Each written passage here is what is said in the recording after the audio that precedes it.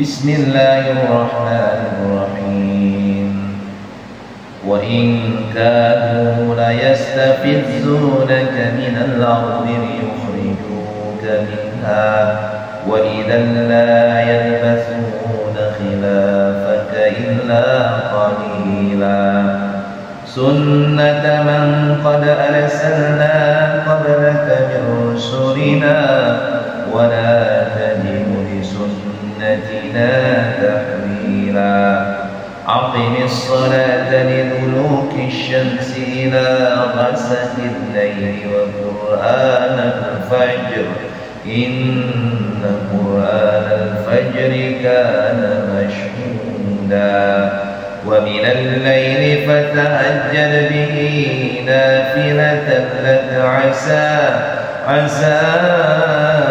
yab'athaka rabbuka maqaman mahmuda wa qur rabbi adkhilni mudkhala sidqin wa akhrijni mukhraja sidqin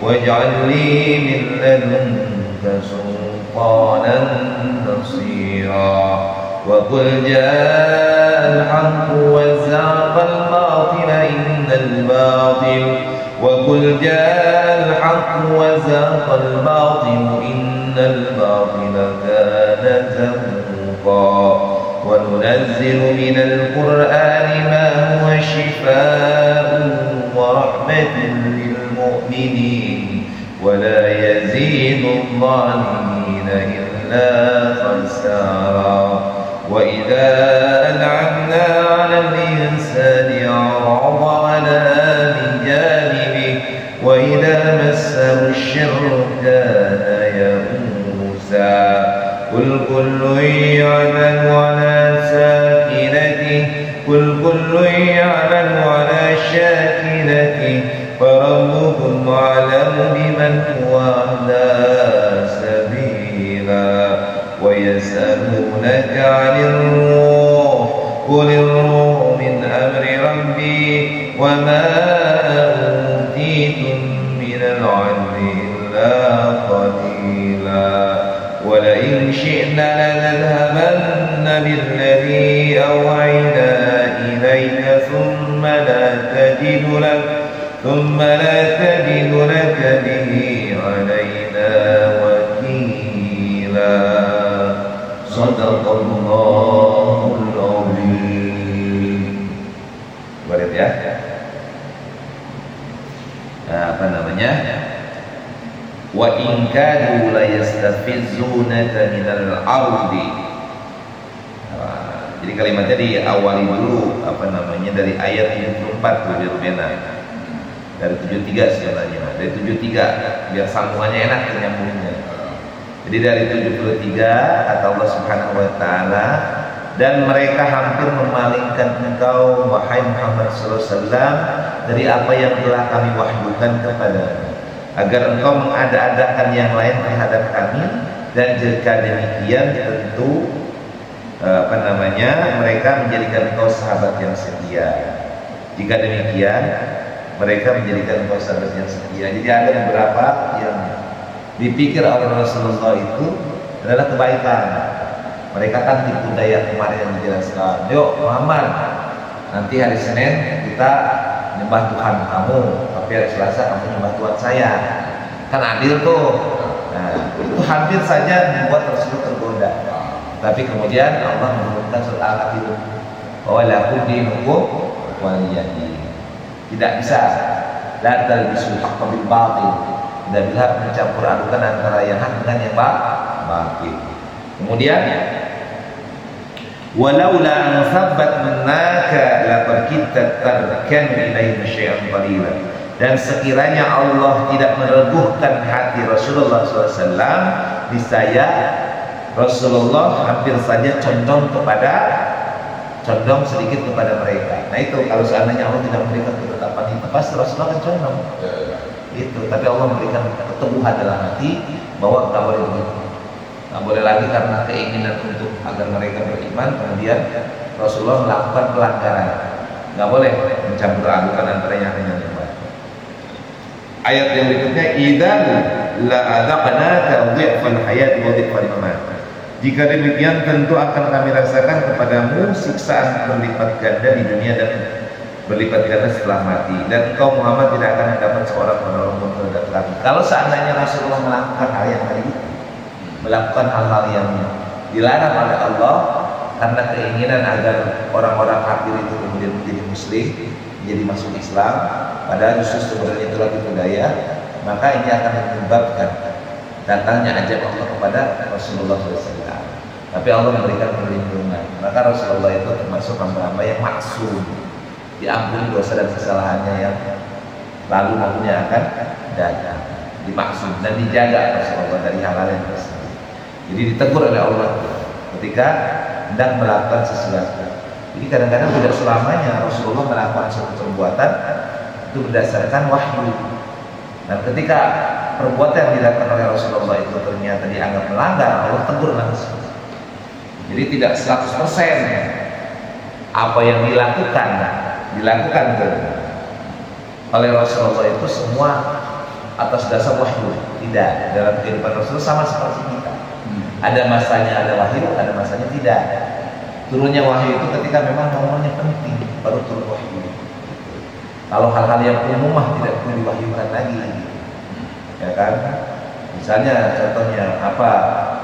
Ya banyak hal yang Rasulullah lakukan sebagai manusia biasa, gitu. Tapi tentunya itu secara tidak langsung ada bersitan yang ada dalam hati itu atas kehendak Allah. Tetapi yang dimaknakan oleh wahyu itu adalah Al-Quran itu. Jadi Allah langsung menurunkan melalui malaikat Jibril. Contohnya misalnya Iqra, nah gitu. Nah Allah menurunkan kalimat Iqra dan tingkatannya. Dan hadis yang mendekat derajat Al-Quran namanya kursi. Hadis yang bahkan hampir seperti Al-Quran, tetapi redaksinya dari Rasulullah. Nah kalau Al-Quran itu redaksinya dari Allah langsung. Jadi kalimatnya itu Allah langsung yang membuat, yang mengucapkan. Jadi ibarat kata ucapan itu saya kayak gini, padahal kata saya, padahal ikutin saya, jangan pernah pergi ke kampung Rawa Bebek. Coba padahal sebutan. Jangan pernah pergi ke kampung Rawa Bebek. Nah itu yang disebut dengan Al-Quran. Al-Quran dalam bahasa Arab ucapan Allah langsung. Redaksinya nggak boleh dirubah. Tapi kalau padahal merubah, maka padahal salah. Nah kalau hadis kursi Allah tidak mengucapkan langsung, tetapi memasukkan ke dalam hati dan Rasulullah mengucapkan, tapi bukan langsung diturunkan. Karena Al-Quran itu kan munazil, anzal, diturunkan dari Allah melalui perantara malaikat Jibril kepada Rasulullah SAW. Nah kemudian wa in kadu la yastafizunaka minal ardi, dan semua mereka hampir membuat wahai Muhammad SAW gelisah di negeri Mekah karena engkau harus keluar dari negeri itu. Jadi saking cintanya Rasulullah ke Mekah, ketika Allah memerintahkan untuk berhijrah, Rasulullah berat sebenarnya. Belum lagi ancaman pembunuhan dari kafir-kafir Quraisy itu, tapi Rasulullah sangat cinta kepada Mekah. Karena cinta sebagaimana kita cintanya kepada kampung halaman. Bayangin saja itu Mekah ditinggalkan oleh Rasulullah, maksudnya tinggal bersama Rasulullah hampir sepanjang hayatnya. Di Madinah dia hanya berapa tahun? Hanya 10 tahun. Ya kan? Di Madinah kan hanya 10 tahun sampai menjelang wafatnya kan. Tapi sisa umur beliau itu 64 tahun lagi, 40-60 tahun.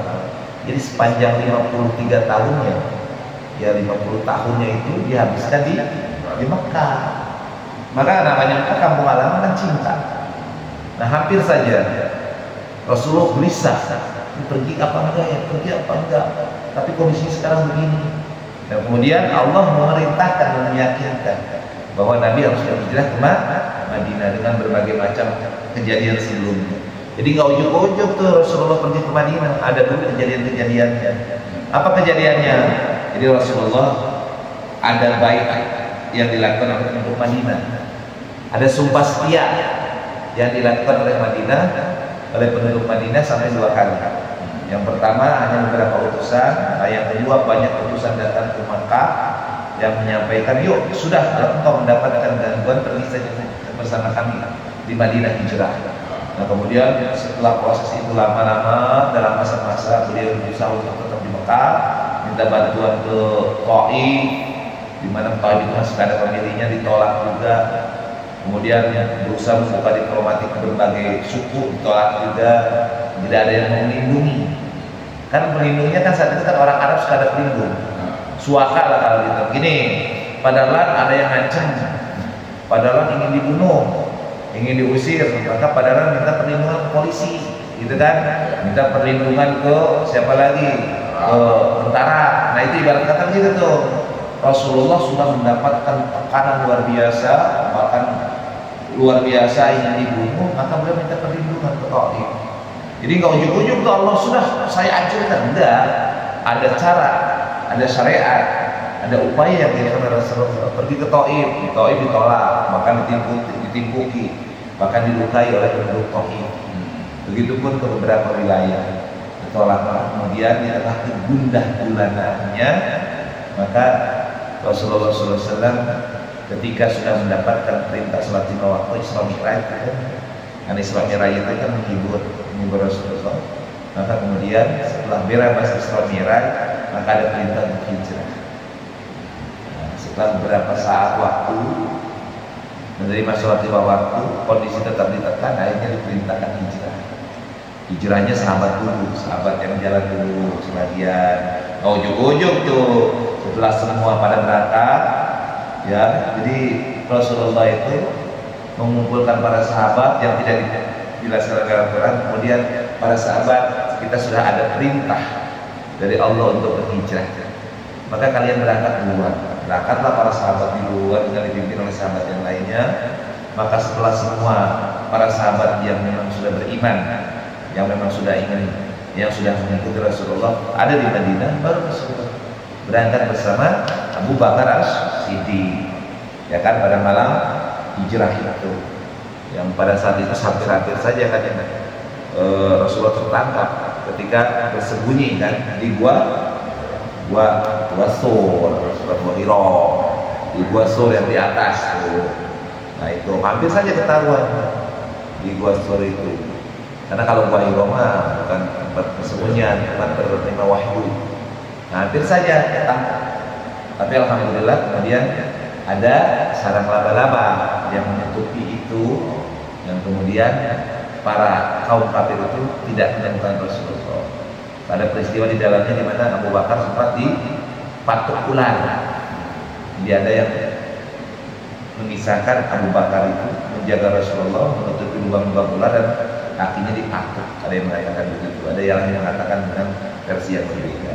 Maka kemudian sunnah man qad arsalna qablaka min rusulina la tajid sunnah tahwila. Maka kata Allah, yang demikian itu merupakan ketetapan bagi para rasul, rasul Allah yang kami utus sebelum kau, dan tidak akan kau dapat perubahan atas ketetapan kami. Jadi perintah itu adalah ketetapan, maka perintah itu tidak boleh dilanggar. Ketika Allah memerintahkan suatu perkara, maka tidak ada kata kecuali mentaati perintah Allah, sebagaimana para nabi dan para rasul terdahulu. Aqimis shalat dari dulu bisyamsi ila ghasaqil laili wa qur'anan fajr. Laksanakanlah salat ya sejak matahari tergelincir sampai gelapnya malam, dan laksanakan pula salat subuh. Jadi perintah salat 5 waktu di antaranya ini. Nah, dalam ayat ini 3 waktu tuh. Kita diperintahkan salat sejak matahari tergelincir. Apa tuh tergelincir? Salat maghrib. Kemudian sampai gelapnya malam. Gelapnya malam salat isya. Sampai kemudian wal Qur'an al-fajri, yaitu salat subuh. Ini perintah agar kita melaksanakan salat maghrib, salat isya dan salat subuh. Kemudian inna Qur'an al-fajri kana mashhuda, karena salat subuh itu disaksikan oleh malaikat. Maka kata Allah begitu. Wa minal laili fatahajjad bihi nafilatan lak, dan pada sebagian malam lakukanlah salat tahajud sebagai suatu ibadah tambahan bagimu. Asa ayyabasaka rabbuka maqaman mahmuda, mudah-mudahan Tuhanmu mengangkatmu ke tempat yang terpuji. Makanya sholat tahajud itu agar kita mulia di hadapan Allah. Maka kemudian para alim ulama mensyariatkan bahkan sangat menganjurkan untuk kita sholat tahajud. Sunnahnya muakkad, jadi sangat dianjurkan. Jadi kalau kita banyak persoalan, banyak sholat tahajud, karena pada sholat itu malaikat menyaksikan. Maka kalau seandainya pada pertengahan malam itu malaikat menyaksikan, kemudian juga Allah menjanjikan diangkat harkat martabat kita, maka kesempatan kita untuk sholat. Jadi upayakan kita melaksanakan sholat tahajud. Kemudian wa qur rabbi adkhilni mudkhala sidqin wa akhrijni mukhraja sidqin waj'alni min ladunka sultanan nasira. Dan katakanlah, Muhammad, ya Tuhanku, masukkanlah ke tempat masuk yang benar dan keluarkan pula aku ke tempat keluar yang benar, dan berikan kepadaku di sisimu kuasa yang dapat menolongku. Ini ketika doa akan pergi ke Madinah. Ya Allah, berikanlah kepadaku masukkan ke tempat yang benar, keluarkan ke tempat yang benar. Ini doa Rasulullah ketika hijrah, ada sama-sama. Ini masukkanlah aku ke tempat yang benar dan keluarkan aku ke tempat yang benar, dan berikan kepadaku yakni kekuasaan yang dapat menolong. Artinya Allah menjadi pemimpin. Pemimpin ini harus mampu menolong kita untuk membantu sesama dan juga menolong kita di dunia dan akhirat. Karena banyak pemimpin yang tidak bisa menolong. Sultanan Nasira, kepemimpinan yang mampu membantu diri kita sendiri, membantu orang lain. Artinya berikan kemampuan menjadi pemimpin yang adil dan amanah. Nah, Rasulullah meminta itu. Jadi ya Allah, ketika saya akan hijrah, ya Allah, maka berikanlah kepada saya tempat yang benar, tempat masuk yang benar dan tempat keluar yang benar. Jadi kalimatnya di sini tuh. Jadi kata Rasulullah, masukkan aku ke tempat masuk yang benar. Tempat masuk yang benar mana? Madinah. Ya Allah, saya akan pergi ke Madinah. Maka jadikanlah ya Allah Madinah itu tempat saya memasuki tempat yang benar. Kemudian ya Allah, keluarkanlah aku ke tempat keluar yang benar. Artinya selamatkanlah aku ketika keluar dari kota Makkah. Gitu, kita doa. Itu doa Rasulullah itu. Makanya kalau kita mau pergi kita kemanapun, baca doa ini. Doanya ini doanya itu ucapan Rabbi adkhilni mudkhala sidqi wa akhrijni mukhraja sidqi waj'alni min ladunka sultanan nasira. Itu doa tuh. Jadi kalau bahasa kita begini, ya Allah, saya mau pergi ya Allah, mudah-mudahan perginya saya ke tempat itu, jadikanlah tempat itu tempat yang benar, tempat yang baik bagi saya, mendapatkan keberkahan ya Allah. Ya Allah, saya akan keluar dari kampung halaman saya ya Allah, maka jadikanlah kampung saya ini kampung yang tetap keberkahan. Selamatkanlah ya saya sepanjang jalan dari keluar kampung menuju tempat yang saya tuju. Nah, doanya begitu karena lebih maknanya. Tapi dalam bahasa Al-Quran, wa qur rabbi adkhilni mudkhala sidqi wa akhrijni mukhraja sidqi waj'alni min ladunka sultanan nasira. Wa qul ja'al haqqu wa zahaqal batil. Katakanlah, kata Allah Subhanahu wa taala, kebenaran telah datang dan yang batil telah lenyap. Sungguh yang batil itu pastilah lenyap. Maka salah satunya begitu tuh. Kebenaran telah datang, artinya ketika Rasulullah SAW sudah berhijrah dan kemudian beliau bertemu dengan para sahabat, kemudian juga mendapat perlindungan dari kaum Ansar sebagai penduduk asli Madinah yang sekarang Madinah. Kalau dulu namanya Yasrib gitu. Maka kemudian datang kebenaran, maka binasa kebatilan. Jadi Rasulullah sudah mendapatkan dukungan yang kuat dari penduduk Yasrib, dari pasukan-pasukannya dan juga dari sahabatnya, maka kebenaran sudah mulai terlihat tampak, maka bisa menghancurkan kebatilan. Wa qul ja'al haqqu wa zahaqal batil innal batila kana zahuqa. Kebatilan itu pasti akan binasa. Wa nunazzilu minal qur'ani ma huwa syifaa'un wa rahmatun lil mu'minin. Dan Allah menurunkan dari Al-Quran itu sesuatu yang menjadi penawar dan rahmat bagi orang-orang yang beriman. Sedangkan bagi orang-orang yang zalim, Al-Quran itu hanya akan menambah kerugian. Jadi ini mukjizat Al-Quran. Jadi Al-Quran itu akan jadi obat dan rahmat. Jadi di Al-Quran itu wanunazzilu kalimat wanunazzilu minal Quran, dan kami turunkan dari Al-Quran. Nah gitu kalimatnya, sesuatu yang menjadi penawar dan rahmat bagi orang-orang yang beriman. Jadi dan kami turunkan dari Al-Quran sesuatu yang menjadi penawar dan rahmat. Jadi obat apa?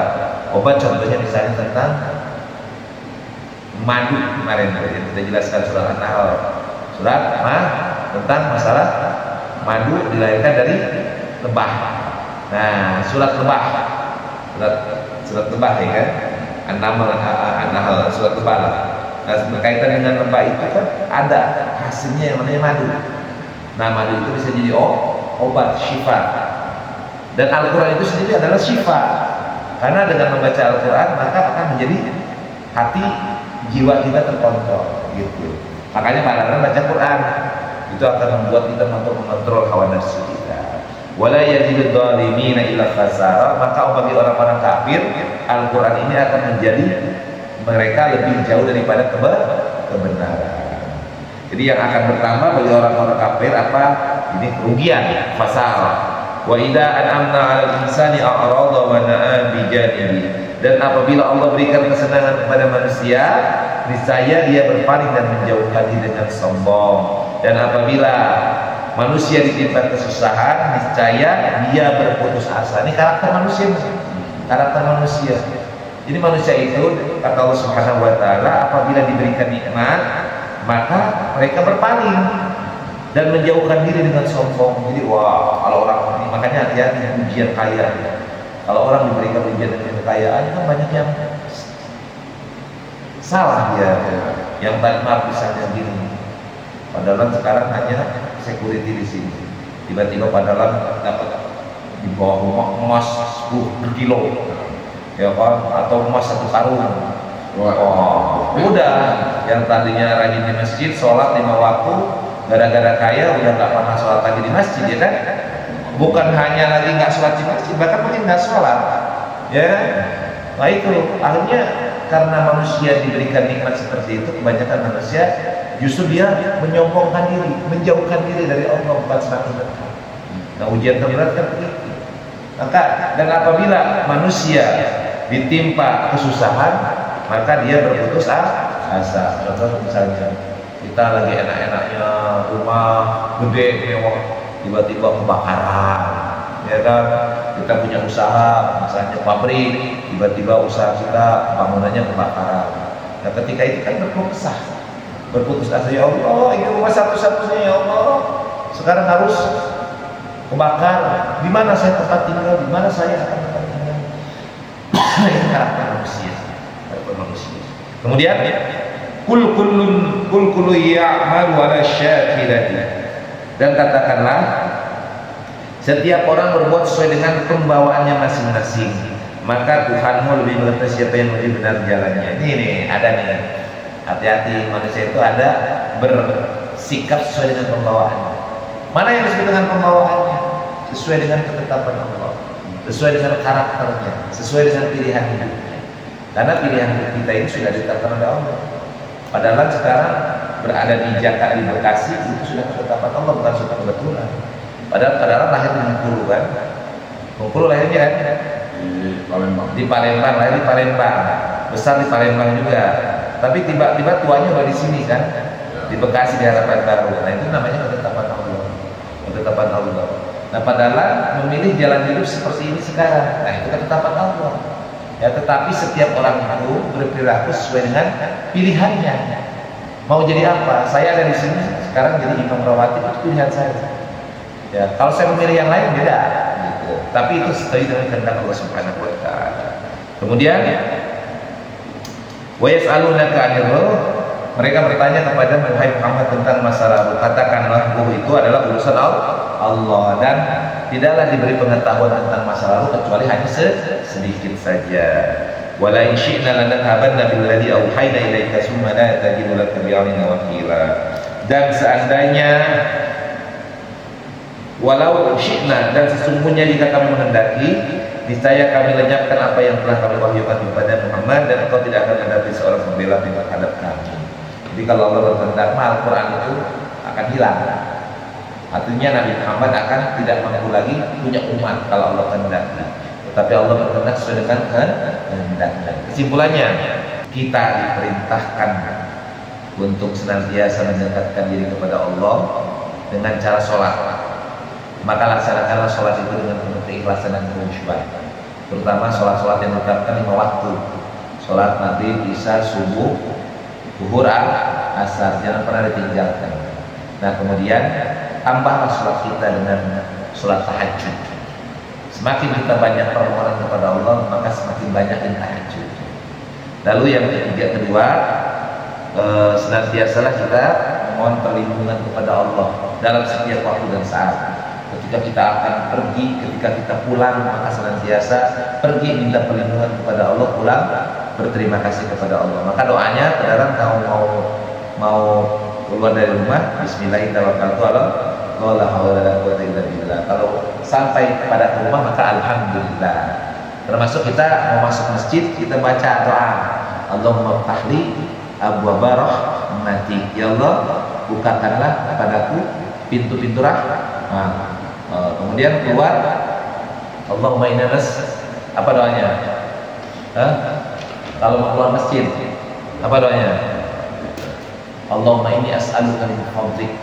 Ya Allah, aku mohon kepadamu karunia. Jadi ketika kita keluar masjid itu kita mohon diberikan karunia.